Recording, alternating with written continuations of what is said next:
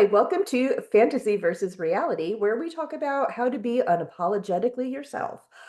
Fantasy and reality comes because I am a fantasy author. My name is Elara Dunn, and Shannon. I am a documentary filmmaker. My name is Shannon Malone, de-Benedictus. Elara and I have known each other for over 30 years, and I'm trying to do it's even more than that. I'm trying to do quick math in my head. And in our college experience and our growth experience, we both found different ways to take our creativity to not only put our artwork out to the world and present it to the world, but also grow in our own way to live our unapologetic selves.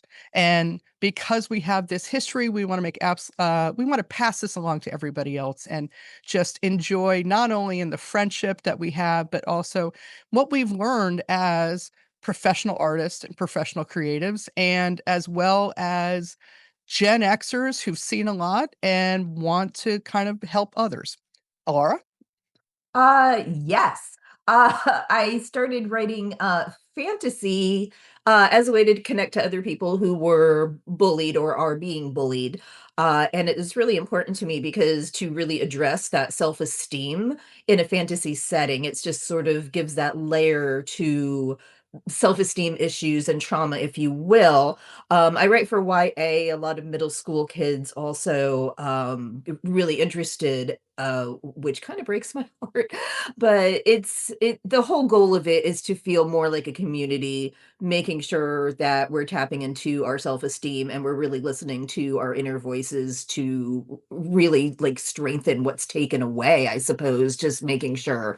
So yeah, I think it all boils down to mental health and behaviors, and it's why fantasy and reality actually just there's both of life hurdles in that. And what we've discovered in working together and collaborating together is that my work in documentary filmmaking, most of my work is in wildlife filmmaking.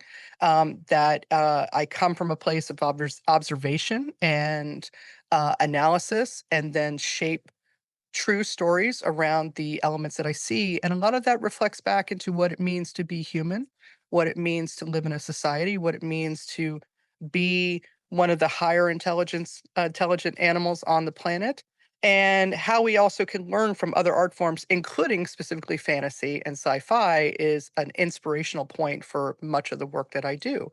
That again, based around how I see the natural world and how they interact, and then how we interact, and specifically how we treat each other, how we look at each other, how we experience each other, has led me also to be a consultant in creative media companies and production companies. I'm also a body image certified coach. In talking about being true to yourself and who you are, and run workshops and public speaking not only on filmmaking but also on body and social acceptance. Bravo. Well, let's get to our first episode's big hot topic, the Biggest Loser documentary. So many thoughts. I've I'm going to preface this by saying I've actually never seen the show. Really? So I Wow. watched the documentary. I have seen ads from the show when it was Yeah. on, and if anybody hasn't seen this, The Biggest Loser is about, I don't know, is it fat camp? It's fat camp with probably a lot more cameras and unrealistic goals and unrealistic expectations. Yeah. Yeah, it was the ads for it that I saw horrified me so much I never wanted to watch it, because they were clearly getting views through mockery. Now, is it Netflix has. Yeah, Netflix has a behind the scenes of everything that happened, and, unlike Alara, I did watch the show. I had a very weird love-hate relationship with it, and I say this as someone who's been fat her entire life. Fat, not in a negative way, just subjective, fat, taking back the word, and, I hated it because I hated how they demonized food and how they just were really belligerent with people and worked to wear them down, and didn't address other issues that deal with a lot when it comes to overeating and binge eating and whatnot. But I also enjoyed the fact that here was a show that had large people doing things, being active, accomplishing things that your entire life you're told you can't do, and it showed how powerful and strong and resilient and tough fat people can be. And so that was my kind of love-hate relationship. I do know that my BFF, Katie, used to say that she wanted me to go on the show just to wager bets on how long it would take me to punch what's her name in the face, Jillian in the face. I think it would have been less than an episode. I think I probably would have been kicked out the first episode and probably would have hauled off and slugged her.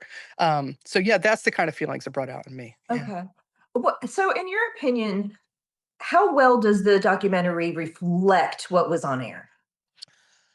I think they do a good job in showing how the internal workings go. I think that that they make it clear that while this was under medical supervision, while this was under various things, it's still a reality competition show. And so those elements, the documentary reminds you of that consistently. And because of that, it really it explains a lot of the behaviors. It explains a lot of the things that were happening. And in hindsight now and thankfully in 2025, we look at that and we go, "Oh, that's abhorrent. I can't believe they had people doing that." But this is the early days of reality television, when Right. Survivor was new and whatnot. So this idea of people doing this, it didn't have the same uproar. And I think the documentary does a good job of showing that.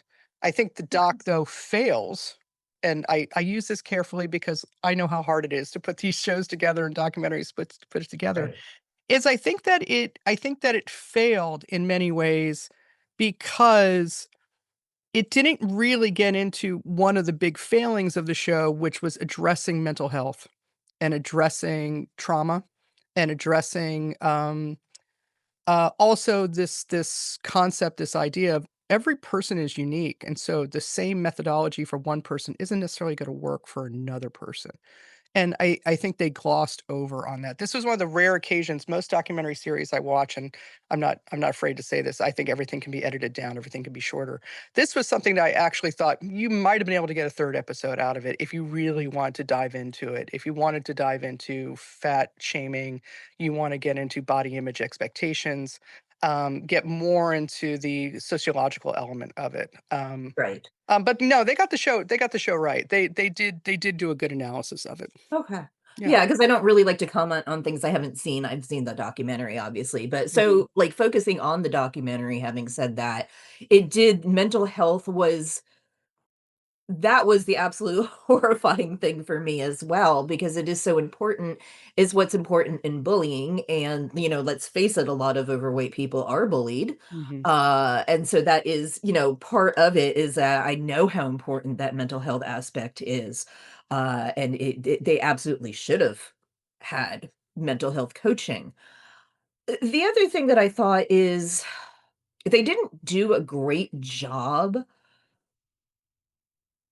It was reality TV, it wasn't really reaching out to help viewers. No.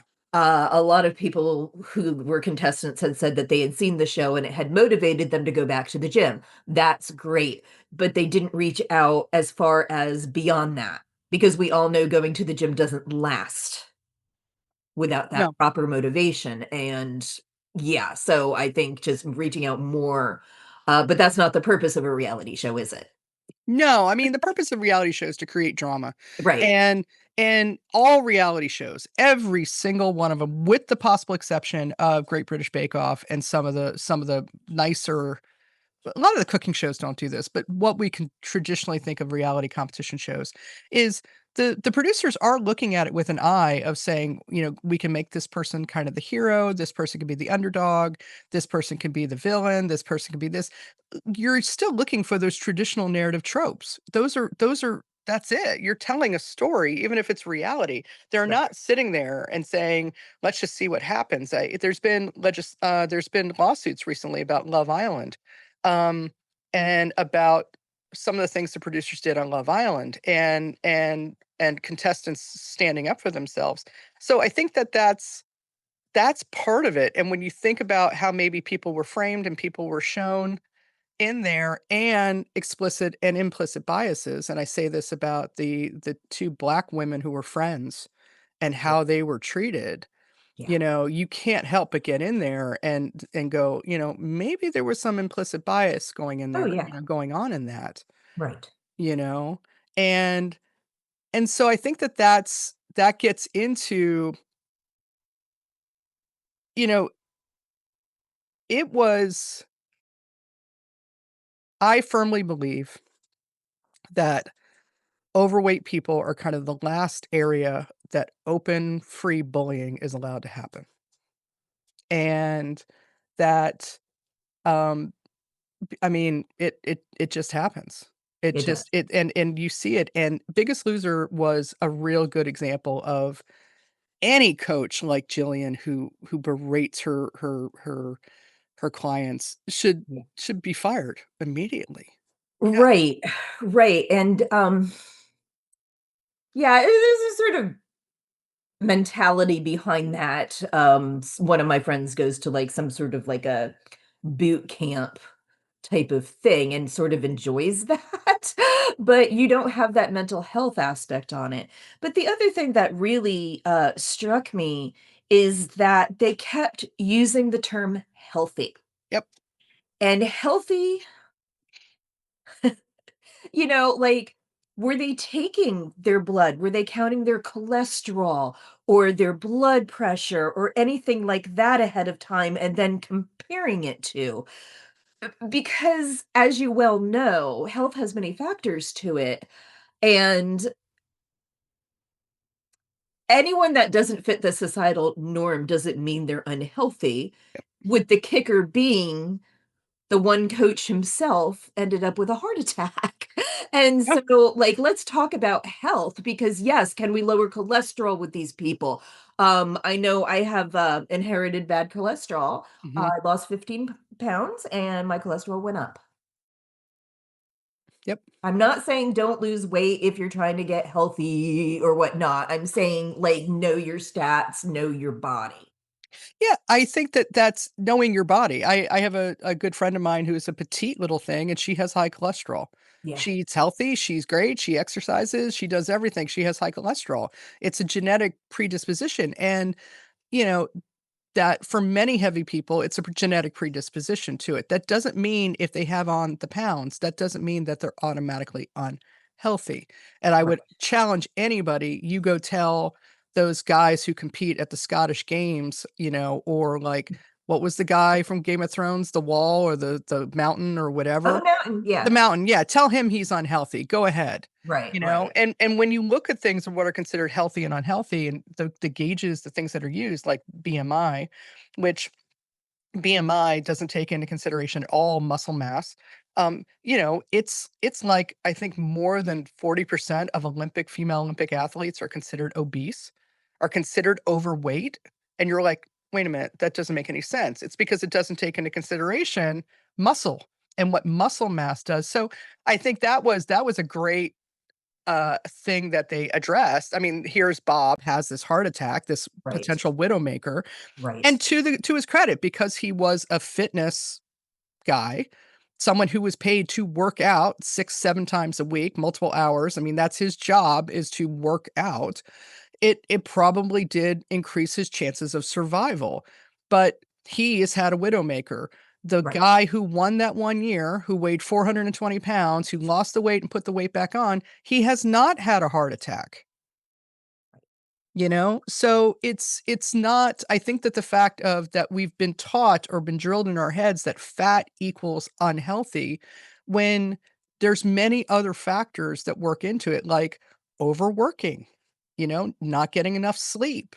These are all factors. What's the phrase? Comorbidity factors. Right, and as you're aware, I have a Yeah. lifestyle. I'm just running on cortisol. Yeah.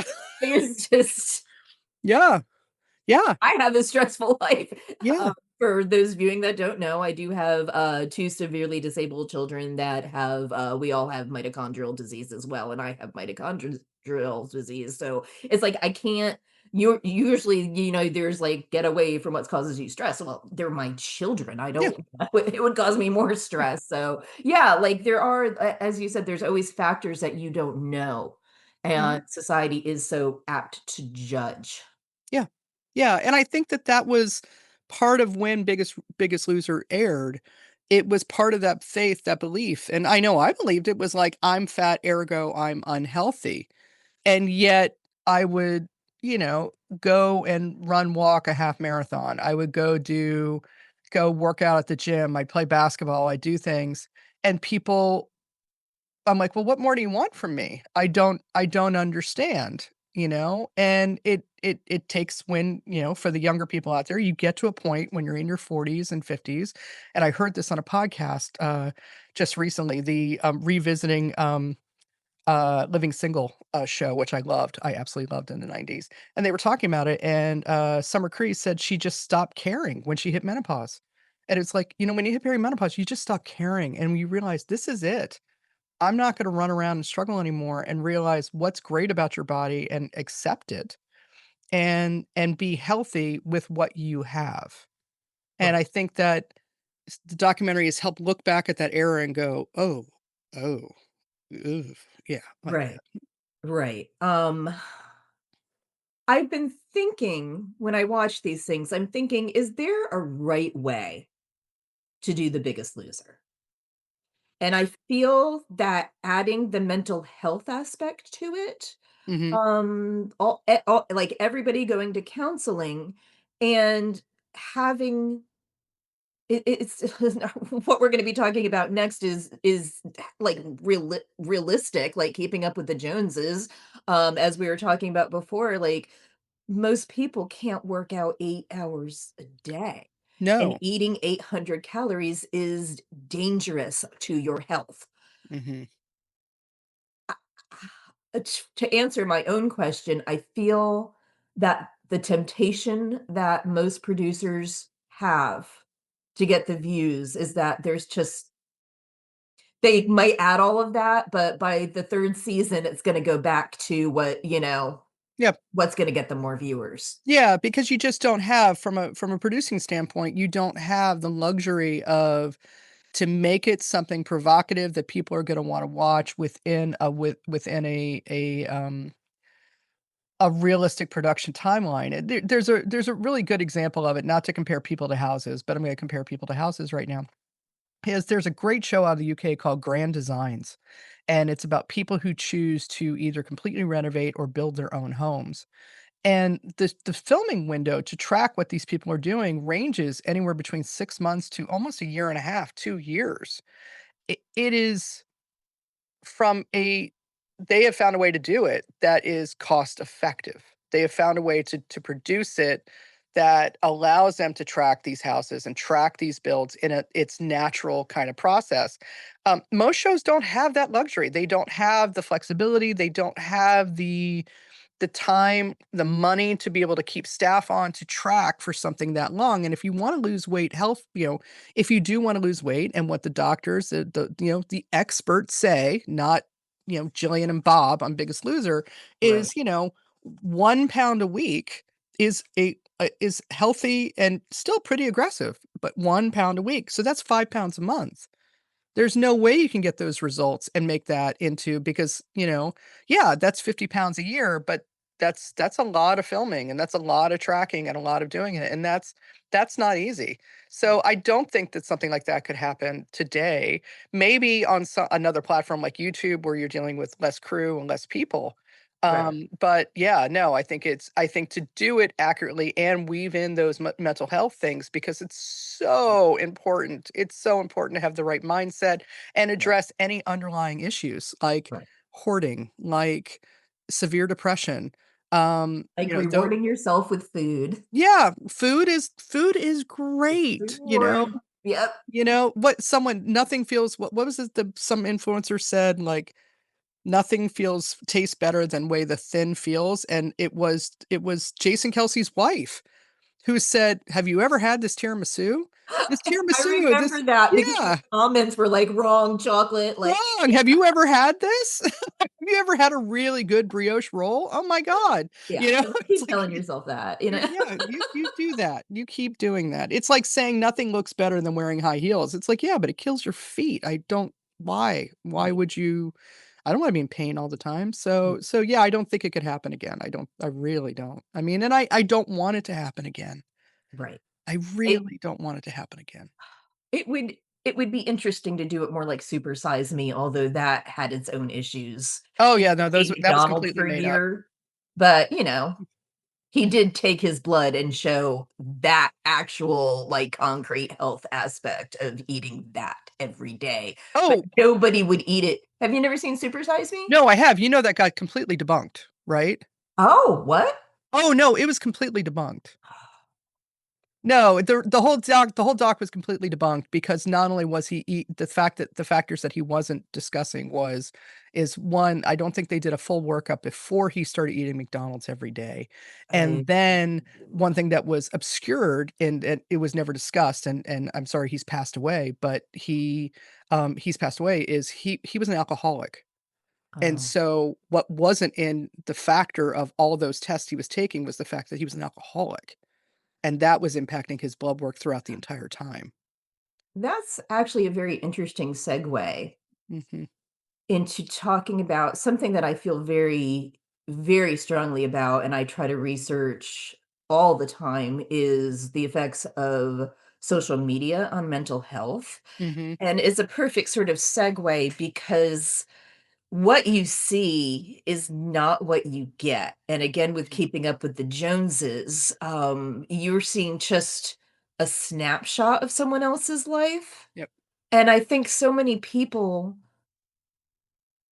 well, that person's on vacation, they have a better life than me. mhm, Not everybody, I'm not the type of person like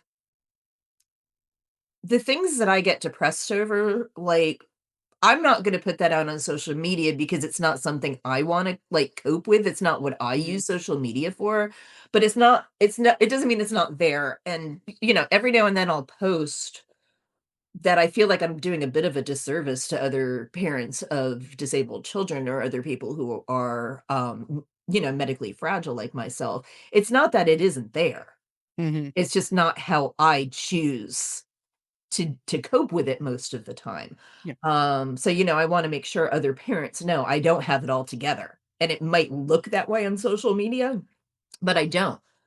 Uh, a friend of mine was actually on, Top Chef Pastries. yeah, She's, like, the nicest, most kind-hearted person. They made her out to be, like they showed her at her worst moments. yep,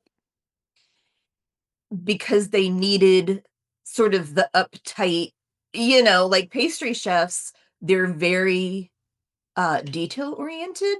They're mhm, very meticulous, and it's a very sort of OCD thing to be a pastry chef. Everything has to look right in mhm, pastries, and, something goes wrong, you're gonna freak out, and, you don't show those times where you're not freaking out or you know what I mean? And it's yep. just it just shows you how manipulative it can be, whether they intend to or not.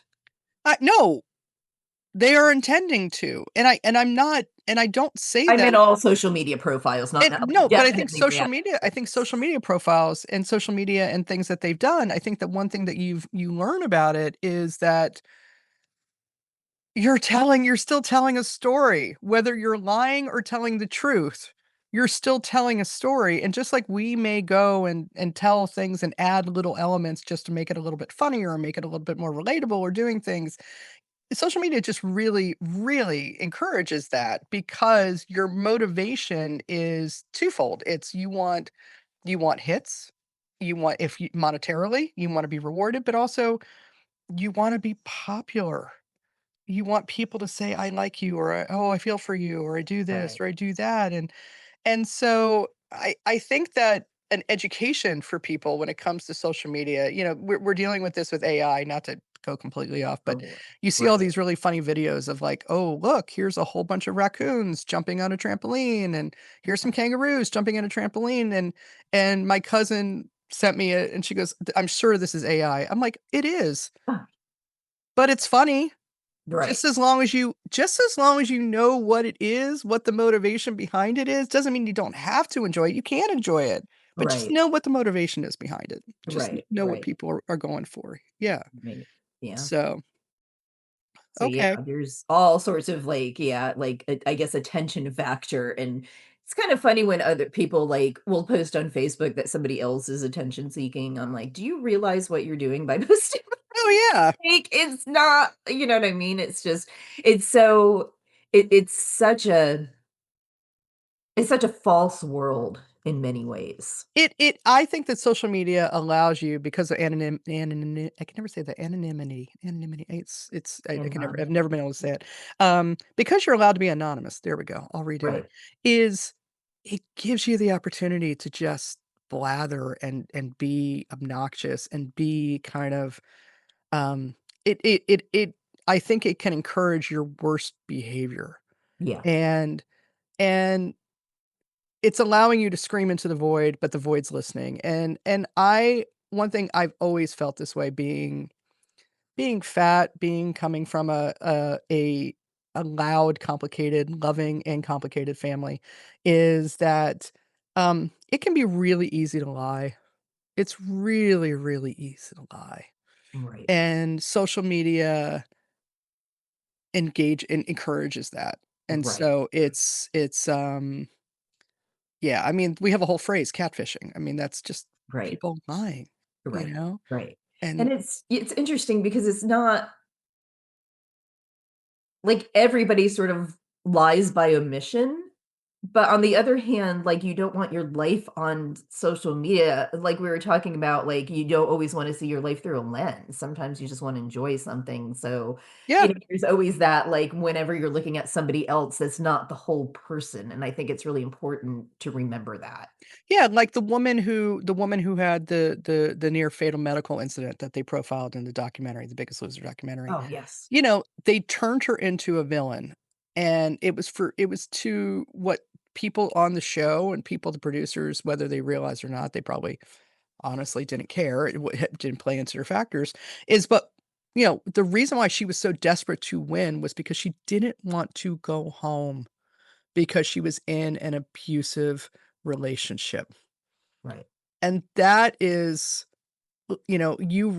people read into, like, different people's behaviors and stuff without knowing your background, knowing what is really, really going on, Right. and so these topical entertainment things are good, because they give you joy and this and that, but I think a lot of us don't think, like, what is really going on behind the scenes? What's Right. really happening Right. behind the scenes?